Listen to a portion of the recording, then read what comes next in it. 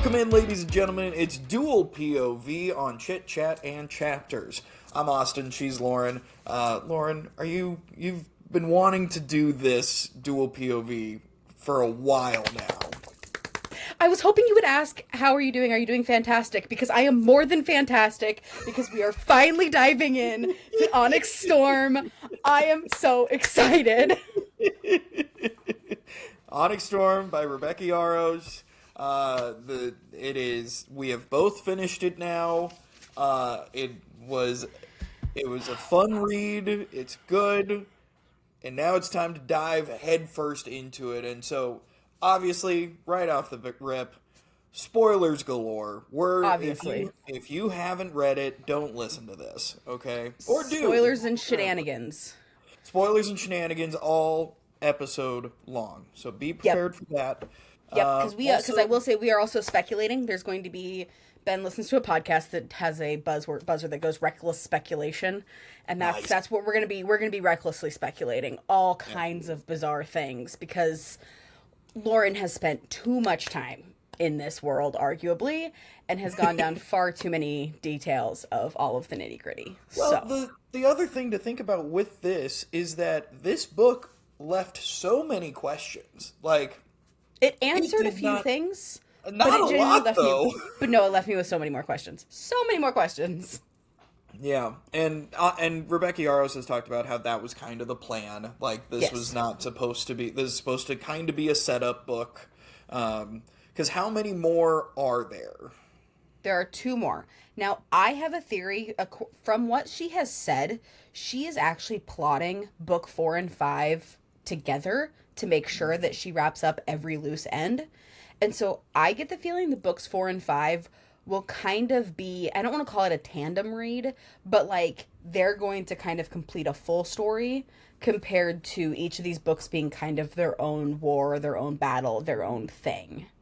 Well, I think that because of the success that Sarah J. Maas had with her tandem reads, and Rebecca Yarros has put out a Xaden version of Fourth Wing. My theory is that books 4 and 5 are the same story, one from Violet, one from Xaden's. Yeah. Oh God. There's so much. There's so much, Austin. Like, each chapter is the same part, but you see it from different perspectives. Well, 4 is gonna have to be, at least, because Xaden's not there. Yeah. Yeah.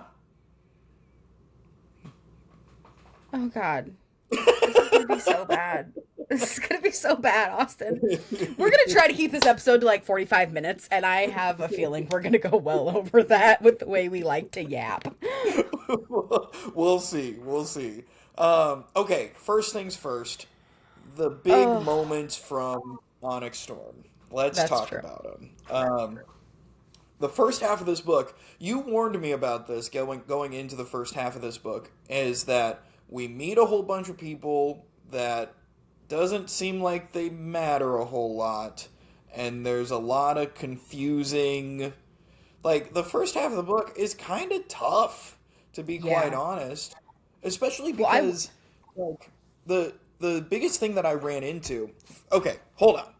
We both really like this book. I was going to say, we didn't even talk about ratings yet. Yeah. But back up. You gave it 5 stars. I gave it 4.5. Yes. Why did you give it 5 stars? I fully agree with you that in all reality, this is a 4.5 star book. I gave it 5 simply because of how much I love the world. I'm so in the weeds with the theories and the mystery of it. And like, I got it on, this was the first book that I went to the midnight release for it. Like, there was so much additional hype around it that I think bumped it up for me. Because in a traditional book sense, because of how the first half of this book is laid out, it would be a 4 or 4.5 star book. Yeah. Yeah, and that's kind of, the first half is what brings it down for me. The first half and the end. The end I don't vibe with the end, but we'll get to the end. We must start at the beginning, because the beginning is where we begin. Yes. Okay, now that we have discussed the ratings, It's like I've never done a podcast before. Goodness gracious. Or read a book. Or read a book. Never.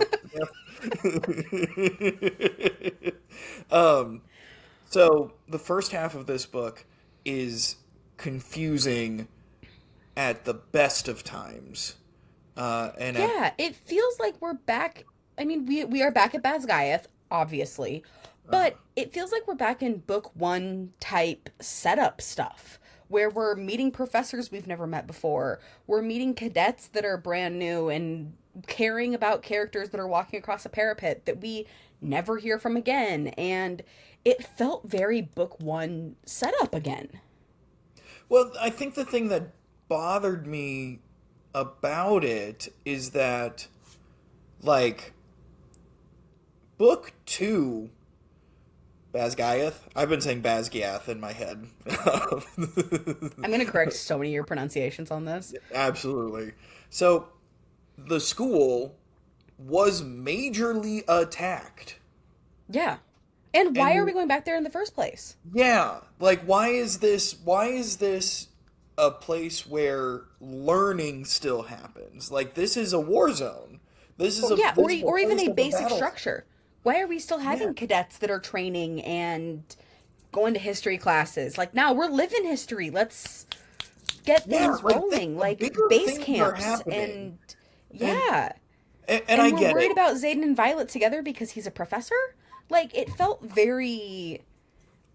Yeah. Who cares? It felt like it felt like she didn't know how to create stakes when the bigger problem has already arrived. Mm-hmm. Right? Because there's like the idea with like Marvel movies, right? A lot of people after the snap fell off of watching Marvel movies because it just got too big, right? Yeah. And then trying to find a way to get back to stories that are more localized, you know, think of the Spider-Man, your friendly neighborhood Spider-Man, trying to get back to that feels hard to do because we've already seen the grandiosity of it all, and that's what this felt like. Mm-hmm. We had this super huge, grandiose moment. Yep. And now we're trying to find the details in the story that, like, those details don't matter because I saw all this. Well, and, I mean, you do need some kind of breather, of respite or whatever, because, obviously, like, trying not to jump around too much, but they're only at Basgiath until they go explore the other isles.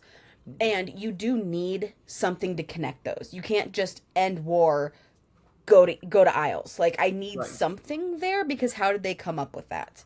And so, like, I do understand the point of having a plot like that.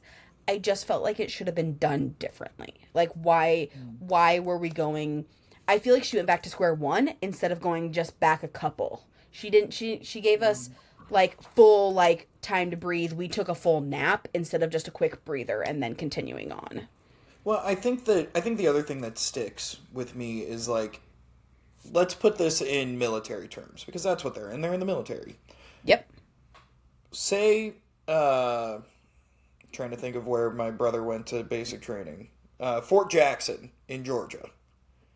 If Fort Jackson got stormed by who cares who, the Canadians, we'll say the Canadians stormed Fort Jackson, they aren't going to keep doing basic training there. They're going to send real officers. They're going to send military there. And so the fact that it just goes right back to being basic training feels weird. Yeah. And I get that. I understand the idea that, like, they know that the Venom come in like waves and stuff. And so, like, I can understand slightly the idea that, like, okay, that was a wave. Now we need to prepare for the next wave. But you don't prepare in a classroom still. Like, they're still coming. This is still more intense than it had been in the past. So why are we... Yeah, completely. It is. It's exactly, you know, even if Canada comes and storms Fort Jackson and then retreats, they're not just going to go on another Monday. Your assignments due Friday. That's exactly it. And I think that's where I bumped into it a lot. And then also the, like, Violet's mom was a big deal. And like, and then all of a sudden they just replaced her and never spoke of her again. well, not even that. Like, they treat Violet with such vinegar, and like they hate her, and I don't get it. Like, I think there's going to be something coming up with it, because I think that there is I really hope there's not a fated mates in this, but I do think there is something, because Xaden made a comment in, I think, Iron Flame, where he said that he has known her forever. And he didn't say he feels like he has known her forever. And as we know, Rebecca Yarros is incredibly intentional with those types of things. And so, and you can only imagine that with her mom being as high up as she was and his dad being as high up, they did probably cross paths as kids without even really realizing it. And so I do think that there is something more at play, which, because the other thing that has always confused me is, if Dane and Violet were such close friends, why does Colonel Atos hate her so much? That's the thing. That's the thing. I just don't sure, she's in love with the son of the leader of the rebellion, who continues to not rebel. Like, that's not what he does. Yeah. Because he is a student. And like, through the whole thing, he was just a student, and now he's a professor, but he's still like a part of the military. He follows orders. I don't get the I don't get the hate. I don't understand it. It doesn't make sense. It doesn't feel high tension. It doesn't. And then and that was the whole thing, is like, so her mom was a big deal. And then we come back into this book and they're basically just like, yep, Atos is the colonel now. Yeah. And, fuck. Everybody's like, why are we doing this? You know? Where it's like, you also didn't give her the respect. And so, like, it felt like just another setup for somebody to not like Violet even more. Yeah. Because then the whole council is just automatically against her, because Atos was like, we don't like this chick. And they treat her worse than they treat Xaden. Yeah. And that doesn't make any sense. It just like, doesn't. why are we making Xaden a professor just to try and quote unquote keep them apart, when we don't like Xaden? If anything, make Violet a professor. That way, because if you have any connection there, make her a professor and try to keep her on the good side from fully whatever, and then just let him go off and do his Venom thing. Yeah. Like, why are we... It's a lot of, like, forced proximity. And then a lot of forced hatred. Yep. And a lot of forced wanting. Like, all of the tension between Xaden and Violet early, like, yes, there is the whole Venom thing, and like wanting to make sure that he doesn't, ash her, basically. I get that, but like, it seems like that takes a back seat to the professor stuff. When in reality, I would have loved to see their dynamic. I would have loved to see how they're figuring things out, because honestly, them being in a relationship and even like the intimacy and things like that probably is a bigger key to figuring out more about the Venom than him being a professor and wrapping her in shadows, and oh god, they can't be together because he's a professor. F the codex at this point. Yeah, it's not useful for active war. Yeah. Absolutely. So yeah. Okay, now we need to get into maybe my favorite moment, and it's Halden in his basket. So Halden comes in. Yeah. And we get so much more Halden in this book. And man, he's the worst, and I love it. Though he is worse than Fred Durst, man. He's so bad. But also he's fantastic. I love his character so much. So the thing is because Violet and Xaden cannot be together, they have to figure out a way to continue to figure out this problem while also kind of avoiding each other and whatever. They go to this mysterious council that has never been mentioned ever before in the first 2 books and say, hey, we're going to create a team Riddick so lovingly deems the Quest Squad. That's right. to go to the Isles and explore more of Eurasia so that wait, no, not Eurasia. Eurasia's the... No. Yeah, Eurasia. Eurasia's Right. the continent. I can't remember. I forget whether Eurasia versus Navarre. But we need to go out of Navarre. We need to explore more of Eurasia, get to the Isles, and see if any of the dragons, if we can learn any more about them, and figure out what's happening. And basically, the council is like, fine. Get out of my freaking hair. I don't want to deal with you anymore. Just go.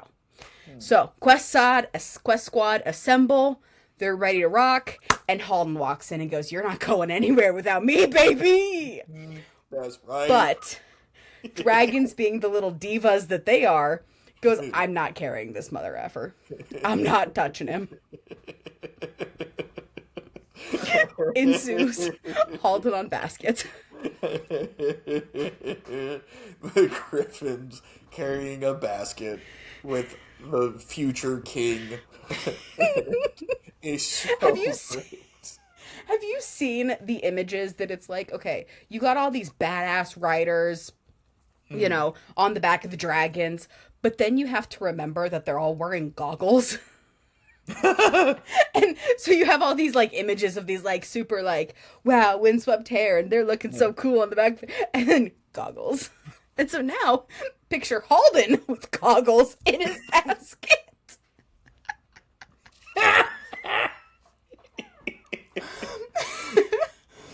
Just scrunched up. I don't get right. What? Can't hear you down there. Did you say something? It's so good. It's so good. Man, I tell you what, the Halden stuff is just so perfect. That's when it really starts to kick up and Yep. turn back into the series that I love. Like, because all of that, the character of Halden, the interactions that they have, and then the interactions that he has to cause the problems, it feels so natural. It feels right. And because I'm sure you could think, oh, that feels really forced. This shoehorn in a new character to create a problem. No, it feels right. And as you're reading it, you're going and you're like, oh no, he's going. Oh no, he is. Oh no, he's ruining everything. And you go on that journey with Violet and Xaden, and it's just Well, and especially because at the end of Iron Flame, you know, we start to get this hint that Auric is going to be a critical character. hold on. It's Eric. It's Auric. No. Listen, I've put up with listened you to the pronouncing audiobooks. Basgiath, Navarre. It's Navarre. Okay, like It might be Navarre. That's fair. I'll give you that one. So over your over pronunciations. It's listened to Eric. the That is a audiobooks. legitimate way of spelling Eric, a normal ass That's name. fair, but it's Auric. Show me where it's Auric. Show me I want it in the back of the book where it's some places She didn't put a pronunciation guide. Then it's Eric because that's The an actual audiobook, according to the audiobook, according to the codex, according to the source material. Let me grab my pocket protector. I'm so annoyed. It's Auric. Auric. The names are normal in this book. Yeah. The names are normal. No, he's the only one that really kind of isn't. That's so dumb. Okay, but also what's Zayden's last name? Rorson. Ryerson. Fuck off. Are all eyes long eyes in this book? Are we sure it's not Auric?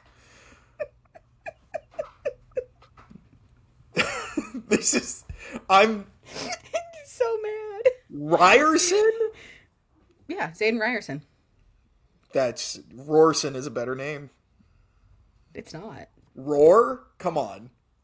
For the guy who's Yeah. angry? But it ends up sounding grumbly.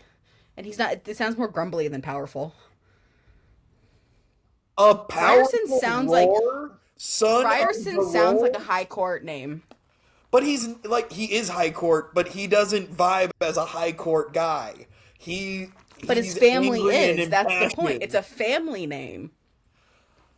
This sucks. All right, I'm dropping all my ratings down a star because of this bullshit. Between this and last episode, this may test our friendship more than anything has ever. And yes, I'm still thinking about that. So Hold on. Do I have it? Yep. All right. Here. Let me just. I'll be right back.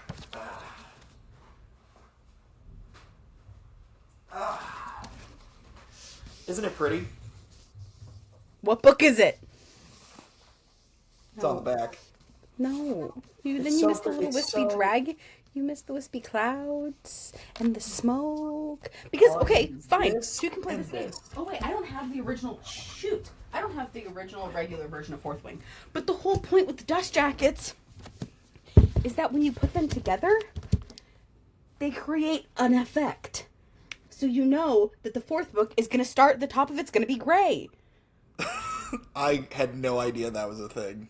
Yes, because the bottom of Fourth Wing Fourth Wing. is like a blackish that goes into gold. Oh, that's interesting. But you wouldn't know that because you don't have the dust jackets. Correct! Because they're useless pieces of trash. Just turn into a freaking gremlin mode with you, man. Full on gremlin mode.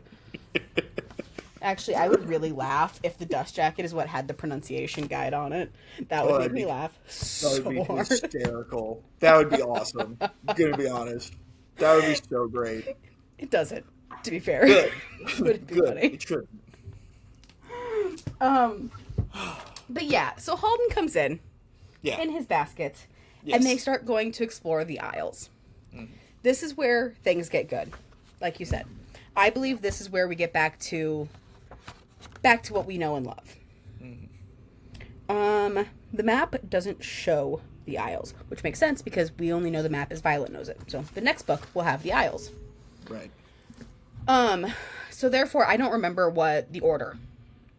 I don't either, but really, the order doesn't matter. Okay. No. You know what Basically, does matter? The one. Three aisle. things. There are three things that matter off the aisles, in my opinion. Four. Okay. Four. Okay. First thing being that in basically all of the aisles, their magic is useless. They cannot talk to the dragons. Except for that- Violet in a weird way. Wonder why. Huh. Ooh, Well, that's interesting. one of her dragons. She can't talk to both of her dragons. That's true. That is correct. So, the Isles inherently have their own... We don't know if it's the Isles have their own capabilities or if there's something with Eratia that is different. But either way, there's some type of difference there. That's a big note. I don't have any additional theories on that yet. Then we also meet a couple critical characters. First one being Violet's mom. Or, sorry, not Violet's mom. Xaden's mom. Yep. In what is such an iconic, true, like, ice. It is just the most pure. If you could give me, like, 10 bullet points of this entire book on what its, like, core feel is that entire scene. Yep. Absolutely. It's so good. It really you just feel it. I don't know how else to like It's such a beautiful blend of, like, old versus new. With the Yeah. chocolate cake and Garrett Dude, just the chocolate cake devouring thing it. broke me. The chocolate cake God. thing broke me because, like, I totally from Zayden's side, obviously I see it, but like as a parent, like I obviously Yeah. I don't plan on losing contact with my children, but the idea that I only knew my children for a short amount of time, of course I would try and like we have this one thread. I'm hanging on to it for dear life, please. Yep. Oh my gosh. Yep. Heartbreaking. And you feel for his mom so much. Yep. You know, Yep. and then for that whole situation to turn out just as bad as everybody anticipated it being, it's heartbreaking. It's heartbreaking. Was Yeah. that... Now, that also was not the aisle that they all got the presents, right? No, it was not. No, I don't think so. I No, don't think because so. the present they landed, and there was a big crowd when they landed on the Isle with Zayden's Yeah, there mom. was. Yep. Zayden's mom met them basically. Yep. Uh, but yeah, the that whole scene is incredible, and the whole thinking through of how to get what she wanted in that, Mm-hmm. uh, just really like It was it. peak character for literally everybody too. The Yeah, way they worked so in sync, and like the thought process for Violet, you see her step up in that. Like, my only qualm with Violet has only ever been that she does play into the I'm too fragile to do things. yeah, And this is that for I feel like this is one of the first moments that you really see her trust herself too, yeah, and not just stumble into success. That's my one fantasy characters, especially females, I feel like the underdog character tend to stumble into success so much that it can get really frustrating as a woman reading the female characters, where I feel like Violet has always balanced that line really well, but I feel like this was a good moment where she truly was locked in and knew exactly how to execute and do what she needed to do. yeah. Also, I'm a sucker for a heist moment, and that's what Oh, me too. dude. When a plan Yes. comes together, the Ocean's 11, like it's cutting here and it's over Yep. here, and Yep. but you don't know I'm left-handed. Like, Yep. like, Oh god. And that final moment where they're like, "Looky what I got." Like, it's uh-huh. so So gorgeous. good. Mm, Gorgeous. delicious. I Yep. love that. Yep. I do want to talk about the present island and Yes, we need to. the death of boyfriend. Travis? That sounds right. That sounds right. I feel bad because like this character was clearly just created to have a sad moment for I Kat. know. I and Um, Kat's already been through so much. Like, I just yeah.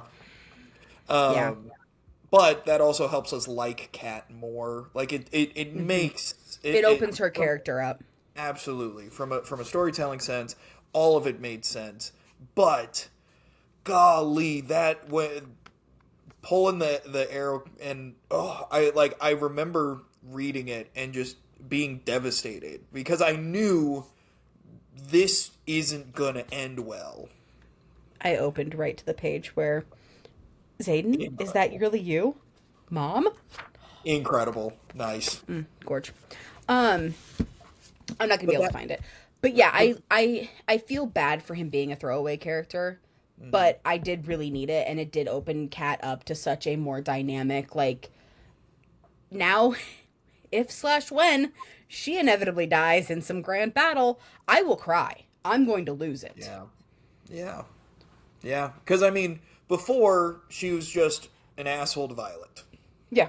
She was an asshole ex-girlfriend. Yep. But now we have gained so much more from her character of knowing like her wants, her desires, all this sort of stuff, and not just her bitchiness. Yep. Yeah, when like if and when that happens, it's going to be a devastating loss. So, Totally. I also but think there was something incredibly important with the broken clock or broken compass. uh huh, I think Dane with the broken compass. yeah. I think that's going to be incredibly important coming up. Oh, interesting. That's Think one that that I just keeps really sticking with me. yeah.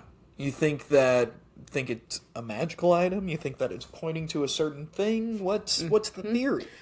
I think because they are known for like tricks and gifts combined, I think it's more of a moral compass than a directional compass.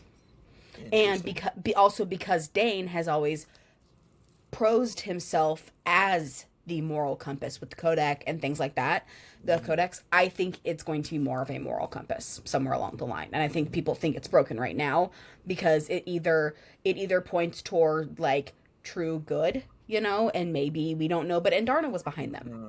Uh, uh, Or like maybe it's a source of some type of like lie detector or that has to be activated. I just think there's something more to it. I think it's some type of moral compass, but I could also see it being more like long term as a like with the eggs. The direct like something like that is how they as maybe that's how they that's what Auric then took to go get the eggs. Yep, I can see that. Yeah, I like it. I think there is something more to it. Yeah, I just don't know what, and Yeah. I'm excited to. And like, yeah, gosh, that whole scene just like Well, and that was with one me. of my other that was one of my other bullet points because one of the other gifts we were given was the greatest gift of all, broccoli. Broccoli the cat, Yes. in Yeah. which a myriad of interviews now, Rebecca Yarros has said that Broccoli is just living a happy life with Mira on the base camp and that she would never kill an animal. Hold But on. dragons are not Time but out. dragons are not animals. Love that. Time out.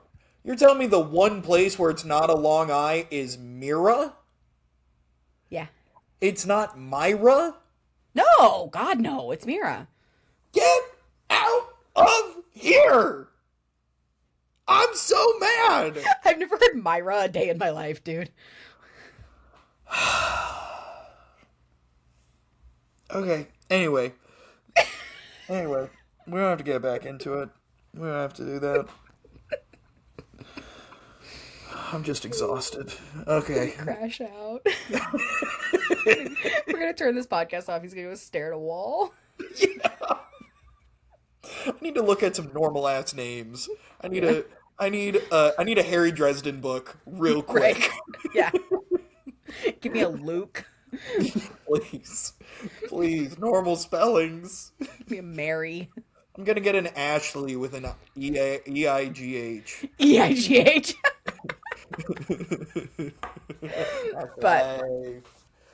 But anyway, Okay. so yeah, Anyway. the gifts we get broccoli. Love broccoli. Yeah. Broccoli's always a fan favorite. He's fine. I don't think he's anything other than comedic relief. I don't think he's some secret key to anything. I think he's just sweet little baby who is now also wearing goggles on the back of a dragon.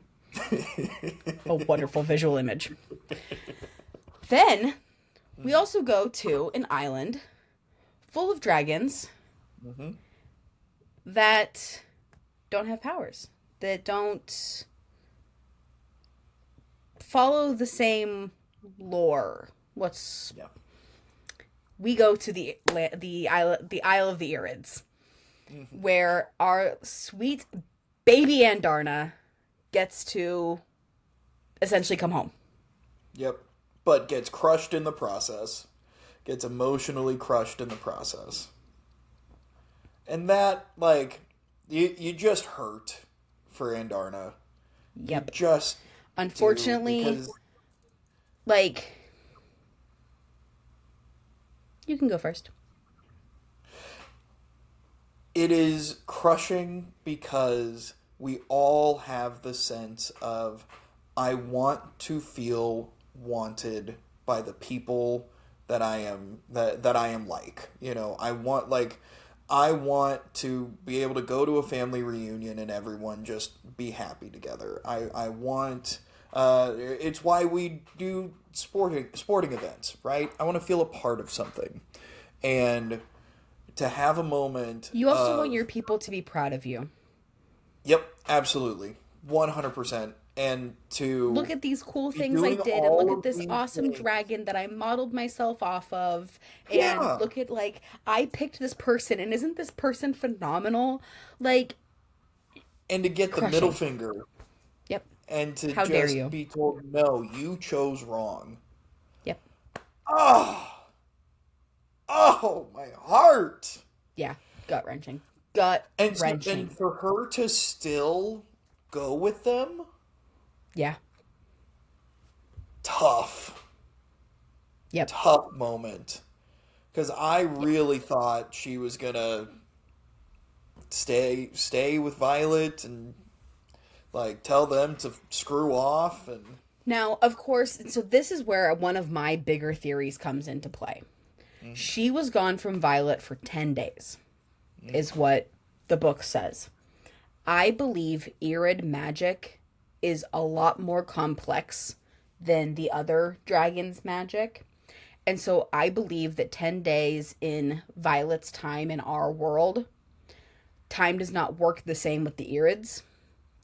And I think that she was there for far longer, doing more training, more complex magic, and will become a more useful tool in the future. And that's why she had to do it.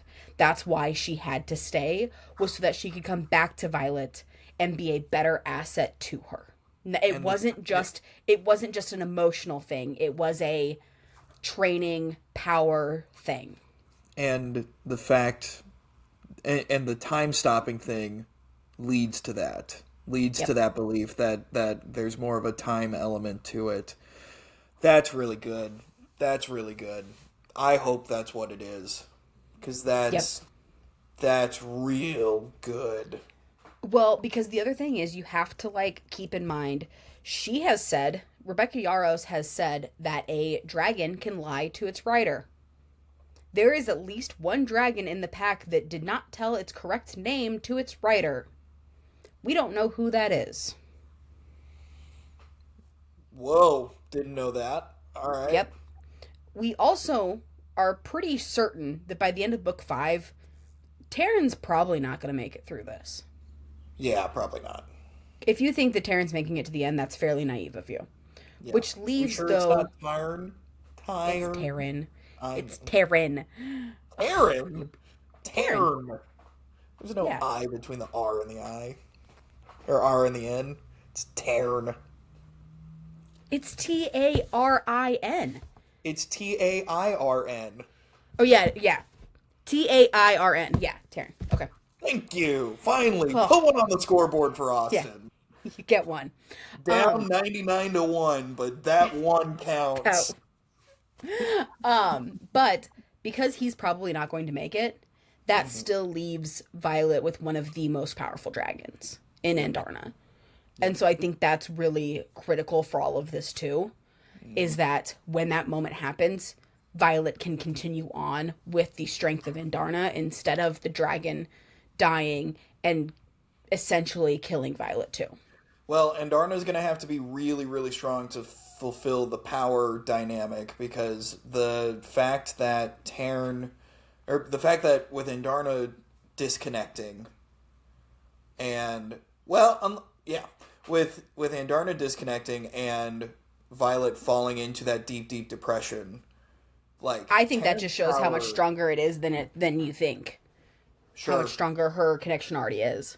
Yeah, that's true. But I also think Taryn is smart enough, because I also think that because we are learning about how Violet was blessed from Dune, I'm thinking that she has some individual power on her own and may not need a dragon as much as everybody else does. Yeah, we haven't even talked about that fact that she's blessed by Dune, was given as a child to Dune. That's a crazy thing to add on top of all this. But something happened. Yeah. That's the whole thing, is she was not entirely given to Dune. Right. Something happened. I want to know what that something is. Like that stuff, all of that stuff with, like, there's a question about who she is and what power she has underneath her. All of the stuff with her two dragons. Like, that's the meat of the sandwich for this book for me. And I know that there's a lot with, like, the Venom and all of that, but, like, I want to know more about this character journey, right? Yeah. And I'm reading the book for Violet. And that's the interesting thing, is I don't know that that's going to be a satisfying payoff in the end, because Rebecca has hinted that, pay attention to the fact that this is the Empyrean series. This is the dragons. This is the dragon story. The Empyrean are the dragons, not the people. Man, I don't like that. I do. I love it. Why? because I think it adds such a depth to it. Because it breaks the mold so perfectly of a traditional fantasy. Mm-hmm. It And if does. anybody could do it, if anybody could do it, it would be her. I don't know, man. Like these books have not been about the dragons. This third book has. Kinda. They finally got the eggs. They have dragon eggs now. Yeah. They set this up now to be the next thing. But see, and I'm hoping it's more of that the dragons start to play a more important role in these characters' stories. Mm-hmm. And that's why it's called the Empyrean, is that to not overlook the dragons so much as them being the main character. Mm-hmm. That's more my hope. Yeah. But because Yeah, my theory, because one of my theories with the overall thing of it, which also is purely selfish, because if this is the case, then none of them can die. Our core people are reincarnates, are the next generation of the gods. Whoa. Whoa. That seems too far to me. That does not. You would need to walk a long ways to get me to be on board with that. Quick, unsuspecting ad break because work called. Here's an ad for you. If your roof needs fixed, Camp Roofing. Call me. A little bit of free advertising. That's right. I'll send the bill to my boss. Yeah. See what he says about it. You were doing what during work hours? Yeah. We gotta cut that. We can't have that. Yeah. No. Anyway, if you need a roof. Yeah, Champ Roofing.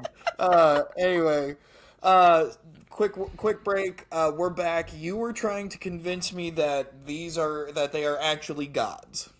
Okay, so yeah, I am gonna backtrack a little bit. Not gods, but they are all descendants of.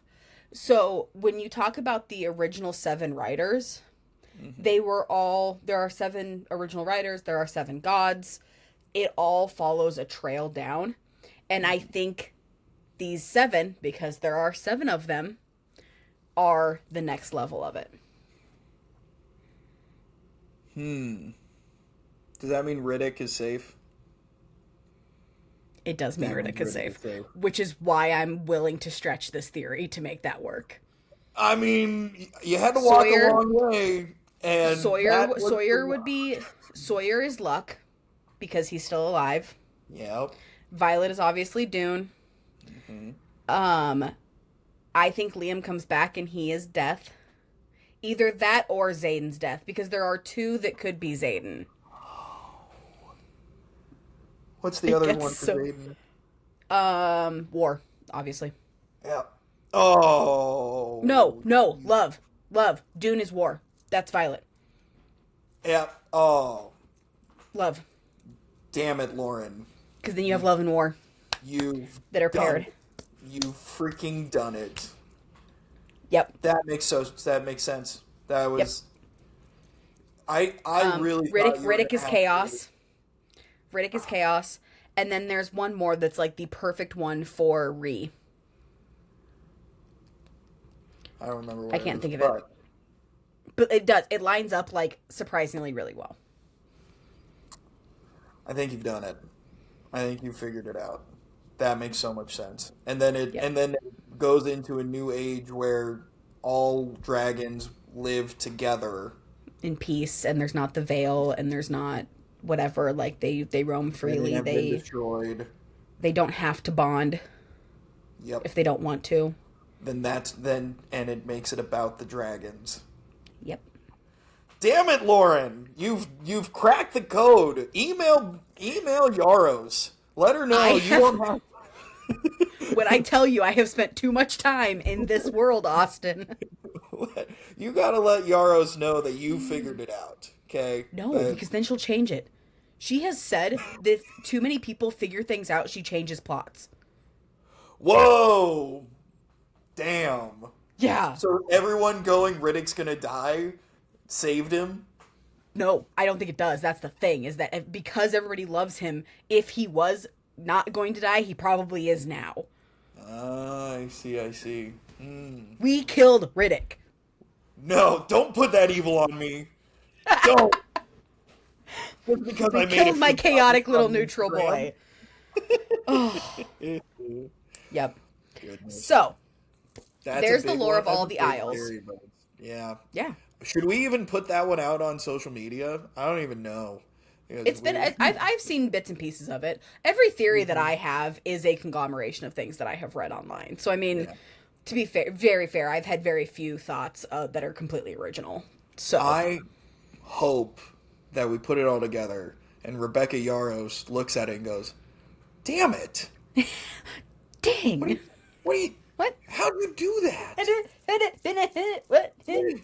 This isn't how this is supposed to go." Right? That'd be so funny. That'd be so good. That would be great.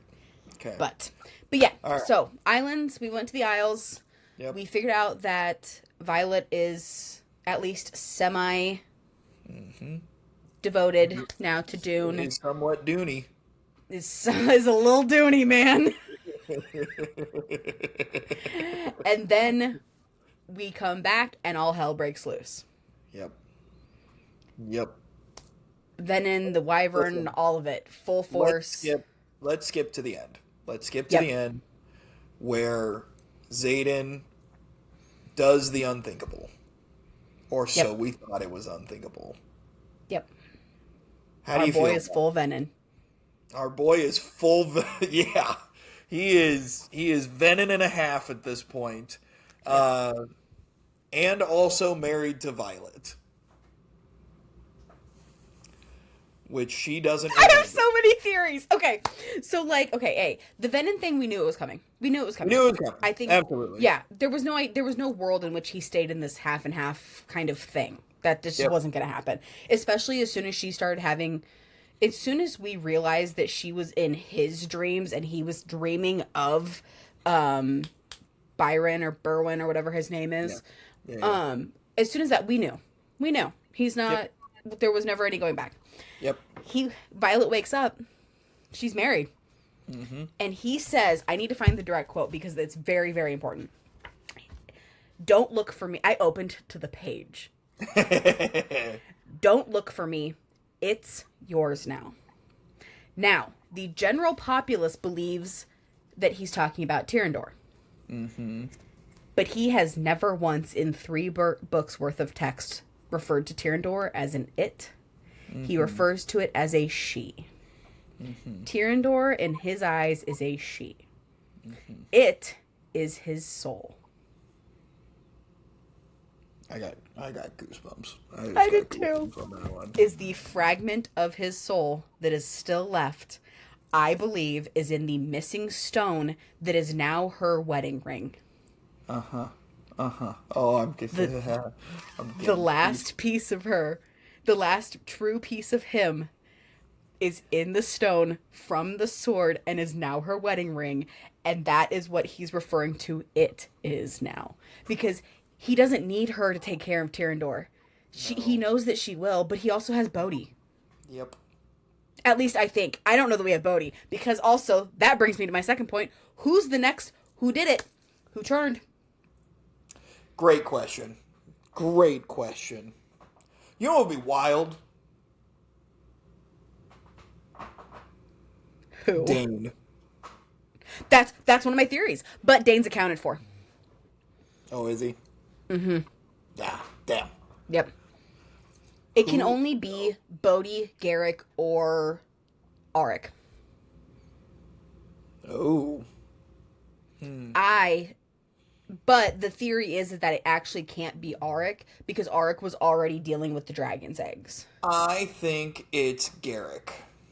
I think it's Bodhi. Out of those, I think it's Garrick. And the reason why is because Garrick is like Xaden Jr. Yep. And he was mad at himself for being so weak and not being able to help. He already, the whole thing, absolutely in my mind, is Garrick saw Xaden turn, or knew about it, and it has been eating it up inside of him of, well, he was able to do this. Imagine Xaden was still able to help people. Why couldn't I? See, and I think it's Bodhi for that reason, but in addition to the familial ties of, like, you have all this power, now you got to be even more than I will ever be in the royal world, in the throne, in the whatever, because he was always second in command. Garrick is from a friendship perspective, not being able to help, which does make it incredibly viable. But Bodhi has all of that, plus the never being good enough. Garrick knows he's good enough. He just wants to be able to help more. Where Bodhi's never been good enough. Interesting. Because I think the familial ties and the ties to royalty, in the same way that Eric is tied to the royalty, that causes him to choose a certain way. I think the having, because Bodhi fully understands how important he is in terms of lineage and next in line kind of thing. And for all of the line effectively to now be Venin turns Tyrandor into enemy, like fully. And so Bodhi, unless there was a reason for it. Nope, not in the eyes of Navarre, not in the eyes of the people that are fighting the Venin. But they don't care about Navarre. They care about Tyrandor. If he had to turn Venin in order to save Tyrandor, he would do it. I don't know, man. I don't know. I don't think there's been enough positioned to have for anywhere to say that turning Venin is good for anyone outside of the initial moment. I agree. I think the only thing is the other thing that I have speculated is that Garrick was too weak to get back to the battlefield to turn Venin. Ooh, that's interesting.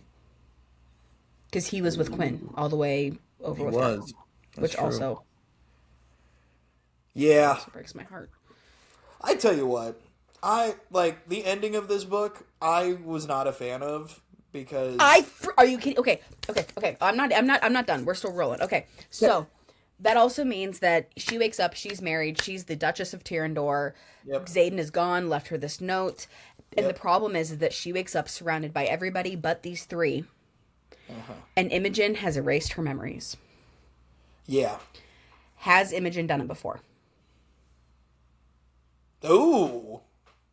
Whoa. Didn't even think about that.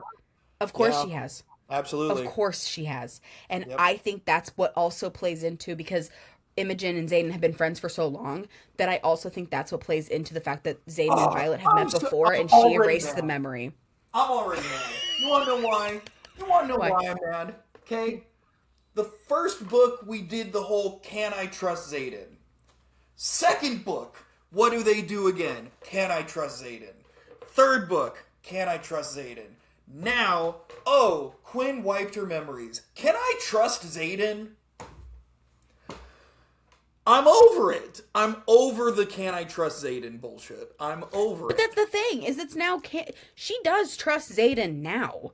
Now it's about figuring out why. Now it's the why, because she trusts him now. Now it's just going into a why. Because the whole thing is my full belief, and Rebecca has said things that have like lent towards this. Everybody is livid because we missed the wedding. There was, if they're already married and there wasn't a wedding, but like that means we were robbed of that moment. This entire book was the love letter to Violet. Was Xaden showing how much she loves him, or he loves her. Finally answering her questions, finally letting her in, finally giving her the reassurance that she needs. So this book was the final moment. Now, if we get even a glimpse of Can I Trust Xaden in book 4, I'm done. I'm DNFing, man. But this was that turning point, I think. Because it's not, even though Imogen erased the memories, Violet, I think, now has the wherewithal to ask why instead of assuming. I don't know. I don't have that faith.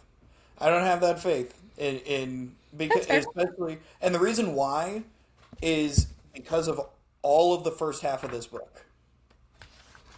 I am fully prepared. I am fully prepared to be frustrated through book 4. No, because the whole thing is it wasn't Xaden that asked her to erase the memories. It was Violet. What did you do? My head snaps towards Imogen, and a deep sense of foreboding takes root in my chest. She slowly lifts her gaze to mine. What you asked me to do. It wasn't Xaden.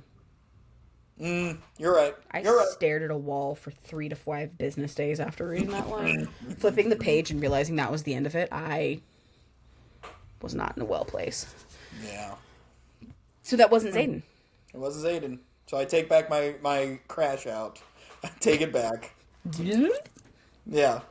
Can we edit that? Can we take that out, actually? No. Nope. No edits. Huh. Man. I really hope my theory about the tandem read is right. I know, I do too. Especially because we're getting so many POVs. I would love it to be a tandem read. I would love it to be, and unfortunately, I'm kind of bummed that Sarah J. Maas is doing the October-January release kind of thing, because I would love for Rebecca Yarros to do that, but I don't know that she will now that I don't want her to have to follow in footsteps. You know, I want her to do her own thing. And so maybe she secretly drops both all at once, you know? Sure. Freaking everybody can pre-order the 4th, but then this 5th book is like, here you go, free for all, find it. Yeah. That would be incredible. That would be But I would love them to be a tandem read. Yeah. I tell you what, the series is deep. Oh, it's so good. And we dove deep into it. You do know she is releasing now a book in the Empyrean before book 4.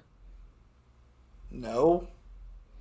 I thought we talked about this. I'm so sorry. Yeah, you might have to be doing a little bit of a pre-order or something for this because, people were digging around on Amazon because people are sleuths, man. And it popped up that Untitled Empyrean, not book 4. Cover coming soon. Weird. And it comes out September 29th. And people are thinking that it's a Xaden POV of what happened during the time that was lost. That it's just essentially going to be a book 4 of ACOTAR. It's going to be a novella because she has said that it will not disrupt the plot of book 4 and 5. Yeah. That would make sense because she's already released a Xaden's version of right. Fourth Wing, so like it would make sense for her to, and it would help her get into the mindset as she wrote books 4 and 5. Just saying. Because that's the thing is maybe she's doing a tandem and realized that in order to get to Xaden, we need to need more Xaden. Well, I tell you what, Rebecca Yarros is not going to have a whole lot of options because we figured them all out. Yep. Just call this series done. Right. It's all over now. We never get a final. I would sob. I'm so glad books are not like TV shows and don't get canceled mid-season. Say that to Game of Thrones. That's fair. Yeah. People still believe those books are coming out. I don't know why. I don't either. Good for them. I also don't plan on reading those books. No. I didn't watch the series, but no interest. A little too much incest for me. Yep. And on that note, thank you all so much for watching Dual POV. Be sure to like, subscribe, rate, review, share with your friends. Especially if you are a big fan of the Empyrean series, be sure to send this out to all of your Empyrean friends. I'm Austin. You can find me on social media that I may or may not use at Radio Guy Austin. Lauren, where can they find you? I'm across the board at Lauren's Lifestyle. Once you found me with a little drinky, you have found me across the board. Fantastic. We'll be back with more chit-chat and chapters next time. Keep on reading.